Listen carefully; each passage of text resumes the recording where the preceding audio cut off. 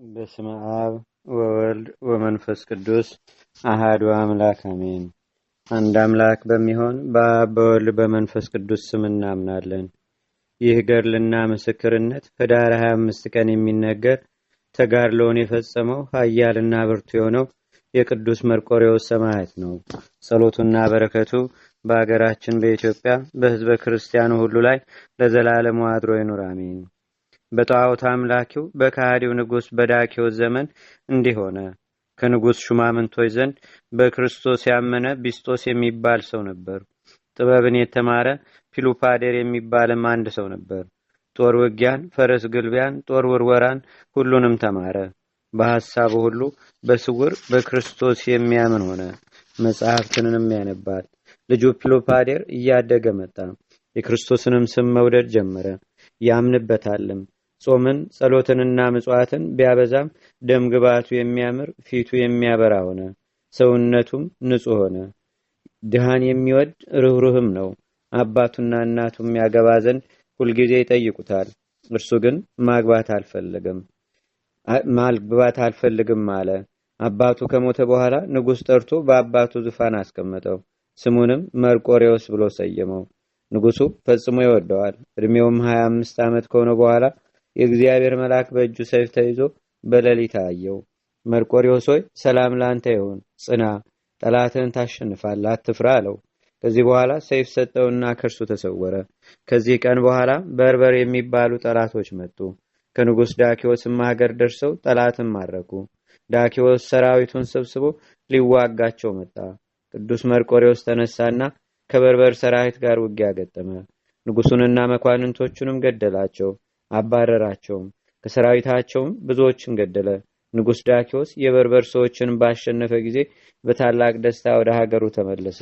ከዚህ በኋላ ንጉሡ ቅዱስ መርቆሬዎስን ጠርቶ ርስት ጉልት ሰጠው። ወርቅና ብር፣ ልብስ፣ ፈረስና በቅሎ፣ ብዙ አሽከሮችንና ሌላ ገንዘብንም ሰጠው። በአማካሪዎቹና በመኳንንቱ ላይ በመሳፍንቱና በመንግስቱም ሁሉ ላይ ሾመው። ንጉሥ የመርቆሬዎስን ቃል እንዲያከብሩም አዘዘ። ቅዱስ መርቆሬዎስም በታላቅ ምስጋና ደስታ ወደ ቤቱ ተመለሰ። ከነጋ በኋላ ንጉሥ መሳፍንቱንና ባለስልጣኖቹንም ጠርቶ ወደ አምላካችን መሄድ ይገባናል፣ እንሰዋላቸው፣ ዕጣንና መስዋዕትንም እናቀርብላቸው።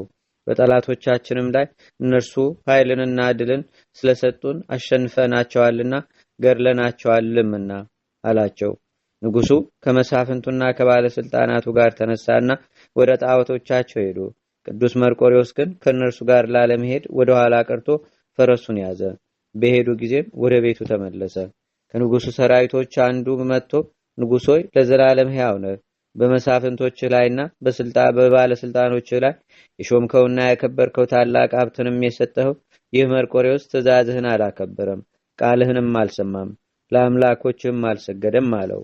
ንጉሡም ሰውዬ ሆይ በመርቆሬዎስ ላይ ክፉ ነገርን አልሰማም፣ ከእርሱ ጋር ጠብ እንዳለህ አውቃለሁ። ነገርህ እውነት ከሆነ ለእኛና ለአምላኮቻችን ቀናህ፣ ብዙ ሀብት እንሰጥሃለን። ነገርህ ሐሰት ከሆነ ግን በአንተ ላይ ከባድ ቅጣት ይከተልሃል አለው። ያን ጊዜ ቅዱስ መርቆሬዎስ ወደ እርሱ ፈጥኖ ይደርስ ዘንድ ንጉሡ መልእክተኞችን ላከ። መርቆሬዎስም ዛሬ ወደ አንተ መምጣት አልችልም አለው። ንጉሥ መልእክተኞችን በጦርነቱ ደክመዋልና ተው ትንሽ ይረፍ አላቸው። በነጋው በማግስቱም ንጉሥ መልእክተኞች ልኮ ቅዱስ መርቆሬዎስ መጣና በንጉሡ ፊት ቆመ። ንጉሥ ዳኪዎስ ብዙ ገንዘብ የሰጠንህን ከፍ ከፍም ያደረግንህን ያከበርንህን የካርክ እውነት ነውን? አምላኮቻችን ኃይልንና ብርታትን በውጊያ ላይ እንደሰጡ ጠላቶቻችንን እንደገደልክ እንዳሳደርክም አላወቅክምን? አንተ ለአምላኮቻችን ትሰዋላቸው ዘንድ መስዋዕትንና ቁርባንንም ታቀርብላቸው ዘንድ ትሰግድላቸውም ዘንድ ይገባሃል አለው። ቅዱስ መርቆሬዎስም ንጉሥ ሆይ የሰጠኸኝ ሀብትህ ወደ አንተ ይመለስ፣ ለእርሱ ፍቅር የለኝም። ንጉሥ ሆይ ስማ ልንገርህ፣ አጵሎን ለአምላክህ ራሱን ማዳን የማይችል ድንጋይ ነው። እርዳኝ ባልከው ጊዜ አይረዳህም። እኔም አላውቀውም፣ አልሰግድለትም። እኔ የማምንበት አምላኬ ኢየሱስ ክርስቶስ ነው። ስለ ስሙም እሞታለሁ። መልአኩን ልኮ ያዳነኝ፣ ያጸናኝ፣ የረዳኝ እርሱ ነውና አለው። ቅዱስ መርቆሬዎስ የውስጥ ቅናቱንና ልብሱን አብልቆ በንጉሡ ፊት ጠላትና በንጉሱ ፊት ጣለለትና የሰጠህኝን ውሰድ አለው። ያን ጊዜ ንጉስ ከመጠን በላይ ተቆጣ። ያስረው ዘንድና በፈትለ መግረፊያ የሚገርፈው ዘንድ ወደደ። በምድር ላይ ደሙ እንደ ውሃ እስኪፈስ ድረስ ገረፈው። ወደ እስር ቤትም ወሰዱት። የእራት ግብዣም በሆነ ጊዜ ታላቁ ንጉስ ስለ መርቆሬዎስ በልቡ አሰበ። ልቡናውን ደስ ያሰኘው ዘንድ የጣመ ምግብንና የጣመ መጠጥን የሚያመጡለት ዘንድ ቁስሉንም ያጥቡለት ዘንድ አዘዘ። መልእክተኛው መርቆሬዎስን ንጉስ የተመታኸው ቁስልህ ይድንልሃል። አንተ ነገሬን ስማ፣ ለአምላኮችም ሰዋ፣ ሰውነትን አታጎስቁል። እኔም ስቃይንና ሞትን አልፈልግም፣ እወድሃለሁ ይልሃል አለው። መርቆሬዎስ ግን ነገራቸውን አልሰማም፣ ምግባቸውንም አልበላም፣ መጠጣቸውንም አልጠጣም። በነጋ ጊዜም ቅዱስ መርቆሬዎስን በንጉሱ ፊት አቀረቡት። ከሃዲው ንጉስ መርቆሬዎስ ሆይ ስራይ እንዳለብህ አወቅው። ቁስልህን ማን አዳነ? ክርስቶስ ማዳን ይችላልን? ነገሬን ስማ፣ ለአምላኮችም ሰዋ። በታላቁ አምላክ በአጵሎን ማልኩልህ። ሴት ልጅን አጋባልሃለሁ። የመንግስቴንም እኩሌታ ግማሽ እሰጥሃለሁ። በግዛቴም ከኔ ጋር ትሆናለህ። ስጋህን በስቃይ አታንገላታ አለው። ቅዱስ መርቆሬዎስም የፈለግከውን አድርግ፣ አምላኬን ኢየሱስ ክርስቶስን አልተውም አለው። ያን ጊዜ ንጉስ ራሱን አቆማዳ ያወጡ ዘንድ በራሱ ላይም የእሳት ፍም ያደርጉ ዘንድ አዘዘ። እንዳዘዛቸውም አደረጉበት። ቅዱስ ሚካኤል ከሰማይ ወደ ቅዱስ መርቆሬዎስ ወርዶ የእሳቱን ነበልባል አጠፋው፣ ስጋውንም አልነካው።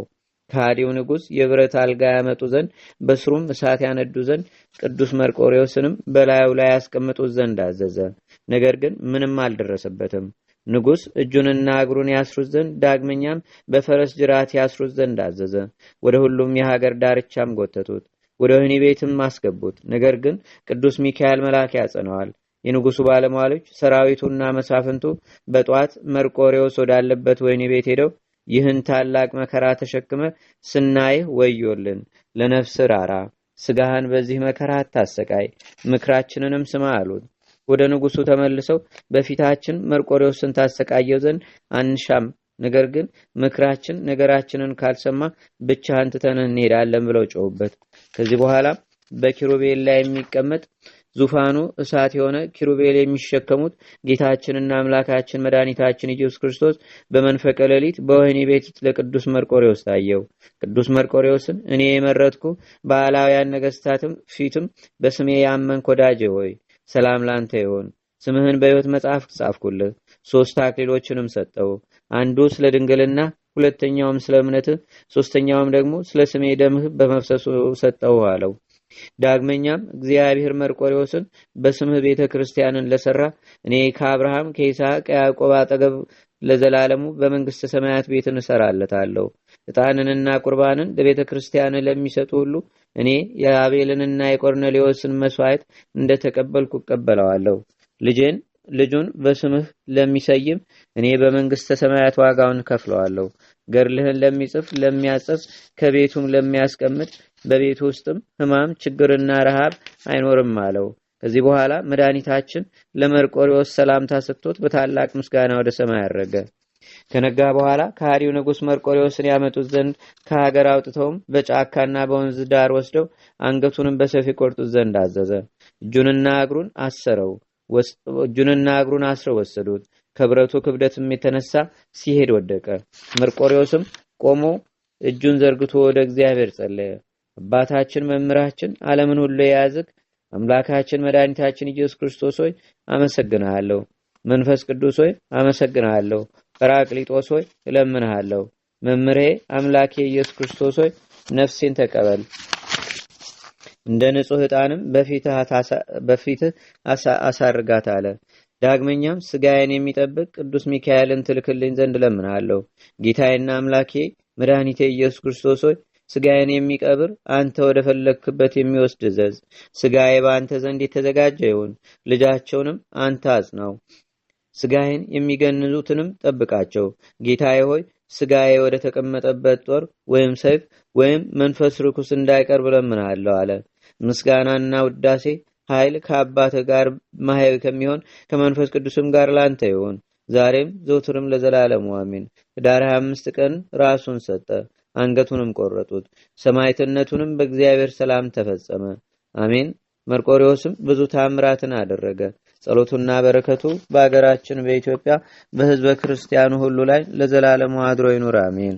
አቤቱ ጌታችንና አምላካችን መድኃኒታችን ኢየሱስ ክርስቶስ ሆይ ከብልጽግናቸው ብዛት የተነሳ ብዙ መባ ካገቡት ይልቅ የድሃይቱን አነስተኛ መባ እንደተቀበልክ ለሁልጊዜም የሚያገለግሉ አእላፍ መላእክትን እያሳሰብን በችግራችን ጊዜ የምናቀርብልህን ምስጋና ተቀበል። ቅዱሳን ነቢያት፣ የወንጌል ሰባኪያን ሐዋርያት፣ ሰማዕታትና ጻድቃን፣ ትጉሃን መላእክትና ፍጹማን ደናግል እንዲሁም ደጋጎች መነኮሳት ሆይ ልጅ አዋቂ ሳይለይ የምንሰበሰብባትን ይህችን የጉባኤ ቦታ አባርኩ። ይህን መጽሐፍ ወረቀቱን አዘጋጅቶ ብራና ደምጾ ብዕር ቀርጾ የጻፈውንና ያጻፈውን ወይም በማየተም ያሳተመውን ከግዕዝ ወደ አማርኛም የተረጎመውን ቃለ ንባቡንም በእርጋታ መንፈስና በተመስጦ ሕሊና የሰማውን ያደመጠውንም በደለኛና ሁሉን በአማላጅነቷ የምታስምር የጌታችንና የመድኃኒታችን በኢየሱስ ክርስቶስ በእናቱ በቅድስት ድንግል ማርያም ጸሎት ጌታችንና አምላካችን መድኃኒታችን ኢየሱስ ክርስቶስ በቸርነቱ አገራችንን ኢትዮጵያን ሕዝበ ክርስቲያንን ሁሉ ለዘላለሙ በቸር ይጠብቀን። አሜን።